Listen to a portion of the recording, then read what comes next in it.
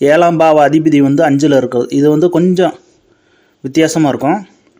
அவங்க பூர்வீகத்துலேருந்து களத்தில் வரும். ஒருவேளை பூர்வீகத்தில் வந்து கெட்ட கிரகங்கள் உட்காந்தாங்கன்னா ரொம்ப ஏஜ் டிஃப்ரெண்ட்டில்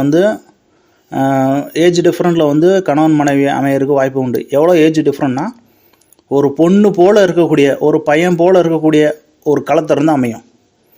இது வந்து ஆண்களுக்கு ஓகே. ஆனால் பெண்களுக்கு இருக்கும்போது கொஞ்சம் ரொம்ப ஸ்டேட்டஸ் வேறு மாதிரி வர ஆரம்பிக்கும்.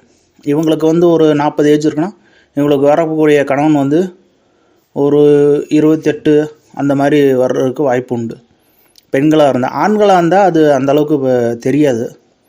இவங்களுக்கு வந்து ஒரு 35 இருக்குன்னா, அவங்களுக்கு வரக்கூடிய வந்து மனைவி வந்து கண்டிப்பாக வந்து ஒரு 25 வயசு கீழே தான் இருக்கும்.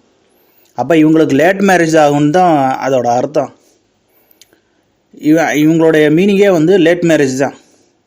அப்போ ஒருவேளை வந்து இன்றைக்கி இருக்கக்கூடிய காலகட்டத்தில் வந்து பெண்கள் வந்து இப்போ இருக்கக்கூடிய கல்யாணம் ஆகாத பெண்களுக்கு வந்து எதிர்பார்ப்பு அதிகமாக இருக்கனால ஒரு டைரெக்டாக வந்து 2ஆம் திருமணம் பண்ணுறது வந்து ரொம்ப நல்லது. ஒரு டிவோர்ஸான பெண்ணாவோ இல்லைன்னா ஒரு விடோவையோ கல்யாணம் பண்ணுறது வந்து ரொம்ப சிறப்பு. 7ஆம் பாவ அதிபதி 5ல் இருக்குது. அப்போ அந்த ஏஜ் டிஃப்ரெண்ட் வந்து கொஞ்சம் ஈஸியாக இருக்கும். அவங்களும் அண்டர்ஸ்டாண்ட் பண்ணிடுவாங்க. மெச்சூரிட்டி லெவல் வந்து கொஞ்சம் அதிகமாக இருக்கும்.